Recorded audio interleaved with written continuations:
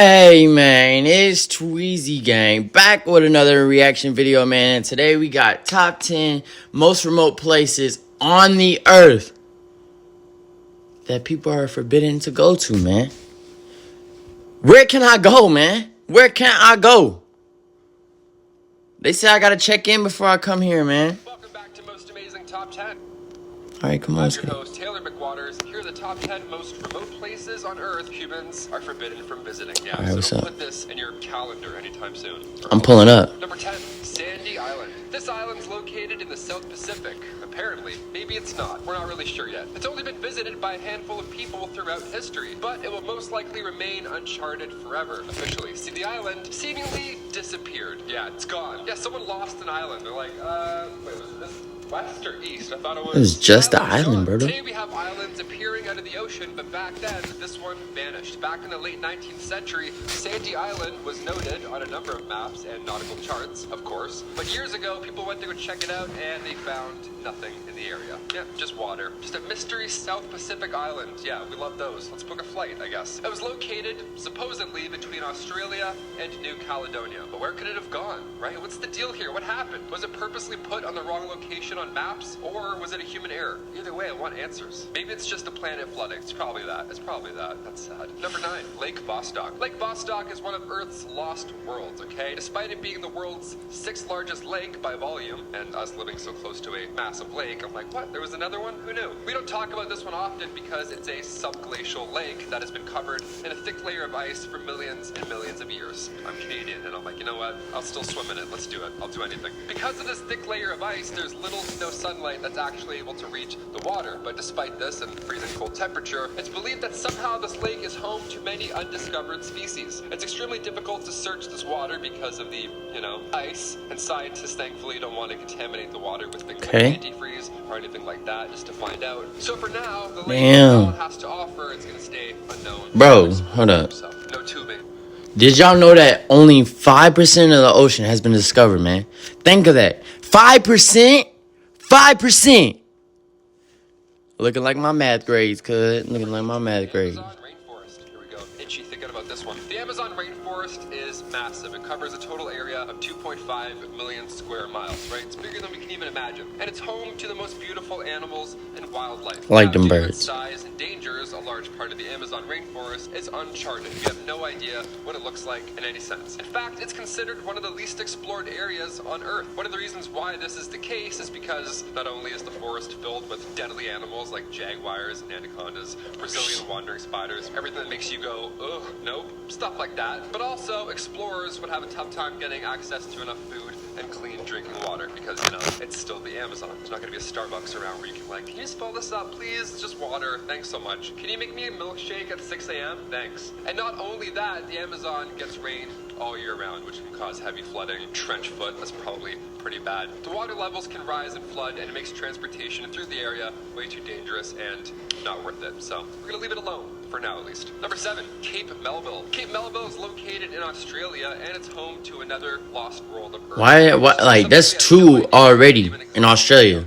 What y'all got going on over there? Recently, and that's due to the surrounding, wall of granite boulders that are hundreds of feet tall. That probably has something to do with it, okay? But inside this stone wall, it's amazing. It's mysterious and uncharted. It's this massive rainforest, which is just the coolest thing ever. Because of the more recent discovery and the lack of exploration, this area has been preserved in its natural state, which is something not easily found on our superpopulated, disgusting planet. This place is only accessible by helicopter, which is kind of badass if you really want to do it, and it's only seen one major scientific exploration yet. But on this one adventure, at least 3 new species were discovered, including the leaf-tailed gecko. Yeah, check this guy out. Leaf-tailed what? How lovely is that? I'm sure there's going to be That further might look, research of this bro. area to learn about all these. That means there's plenty more animals out there, bro. To study how they evolved to fit this interesting ecosystem. But for now, yeah, let's just leave it alone. Looks like something from Game of Thrones. Yeah, Number just 6, leave it alone. La Rinconada. This town is located near the Peruvian Andes. It's very close to a gold mine, and it's actually the highest permanent settlement in the world at 5,100 meters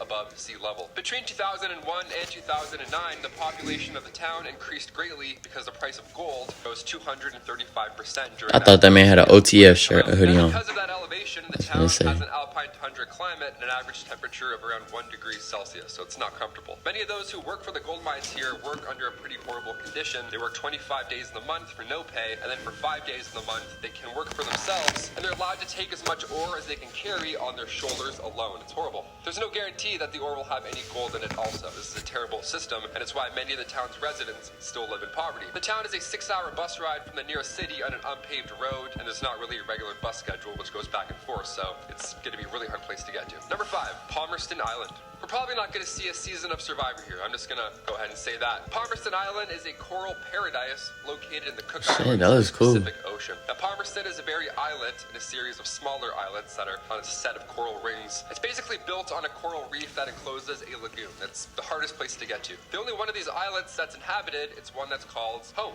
ironically. The closest island to Palmerston is Rarotonga, which is the capital of the Cook Bro, look at that water, bro. I would jump straight in, butt-ass naked, bro. Kilometer distance, so you gotta have those arms warmed up, I guess. But if you aren't already on that island or planning to stop at both of these islands, the next closest trip would be about an 8-day sail from Tahiti. Now, since the island is so small, there of course is no airports, so ships are the only way to get here. Supply ships only visit the inhabited island a few times a year. The reef only allows room for smaller boats to pass through, which makes any kind of larger ship unsafe to pass through. Obviously, it's not worth it to even take a large yacht. The island does see a tropical climate, but it's very exposed to tropical cyclones as well, which of course can cause a whole set of problems. So, worth it? Probably not. Just avoid it. Number 4, Valle du Javari. When I do videos on these isolated tribes of these worlds, we always mention Valle du Javari quite a few times because it's the home to the highest concentration of uncontacted tribes in the world. And that's part of the reason we know so little about it. And it's clear that this region has everything we need to sustain life, as many people live entirely off of the land and all it has to offer. But much of it remains a mystery, of course, which truthfully is probably a good thing.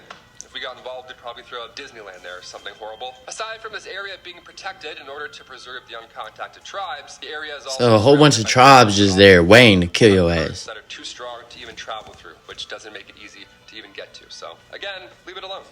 Number 3, leave it alone. Trench. Around 71% of the ocean is covered in water, and yet the ocean is one of the places we know the least about, which is kind of terrifying when you think about it. Marianas Trench is located in the western part of the Pacific Ocean, just east of the Philippines, and it's the deepest part of our planet's ocean. It's scary to think of. It's really, I don't like it. James Cameron went there once, and he's like, okay, I'm gonna make 5 avatars. What did he see, right? I have some questions. The trench is in the shape of a crescent, and it's about 2,550 kilometers long and 69 kilometers wide. Its exact depth is unknown, but what we do know is that if we took Mount Everest, we'd be able to just fully put it in the trench, and its summit would still be underwater by more than 2 kilometers. So, yeah, horrifyingly deep. The pressure is so deep in the ocean that it's far too great for humans to withstand. The temperature is also just above freezing, and it's impossibly dark. We're actually closer to tourists visiting Mars on an average than we are with tourists visiting Marianas Trench. You know what I mean? That's a weird truth. There have been a very small number of divers who have explored what is called the Challenger Deep, which is the deepest known spot of the trench. What but the? Of course not without super heavy-duty equipment like a massive submarine, and no one's been able to stay there for an extended amount of time because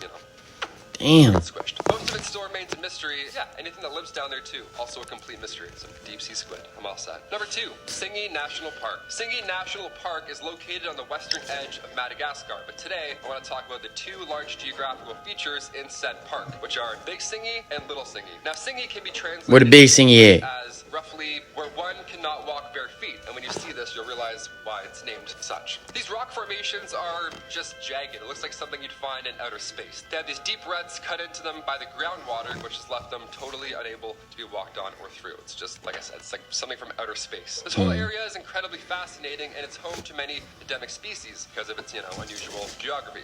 Some of these species are found only within extremely small areas within the Singis because the summit, slope, and base of one limestone needle will all form completely different ecosystems, which is unbelievable. Every area has its own creature that just comes out of nowhere. The Singis are a perfect example of what happens when humans leave a place alone and let nature and the earth just exist, right? Minus Disneyland's. It would be an amazing place to go to and explore, but because of the nature and the limestone needles, you can't just walk around with their Crocs. So, again, leave it alone. And finally, number 1, Siwa Oasis. Siwa is an urban oasis between the Jojo, Siwa has her own island, bro. The oasis is one of Egypt's most Siwa Oasis. Still home to around 33,000 people. The residents have developed a unique and isolated desert culture and language called Siwa. Bro, that's crazy. She has a whole island named after her. A super popular tourist destination, as the closest city is Cairo, and the Oasis is still a 5-hour bus ride away, and obviously it's in the middle of the desert. But those who do take the trip certainly are not disappointed. If visiting, you can enjoy some locally grown dates and olives, which I can only imagine are just incredible. You can also Dancing swim in olives. Cleopatra's Bath, which is a mineral spring,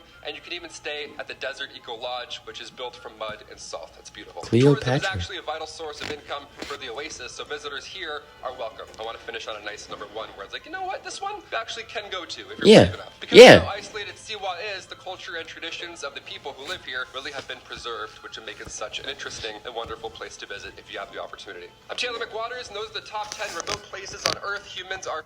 Hey, man. Who want to go to JoJo Siwa's Island with me, man? We could take that trip this summer, man. Anyways, like and subscribe down below, man, if you are new. And for my returning followers, y'all are my niggas, bro. Y'all already know I rock with y'all like this. All 72 of y'all. Hey, we on the way up, gang. And we out.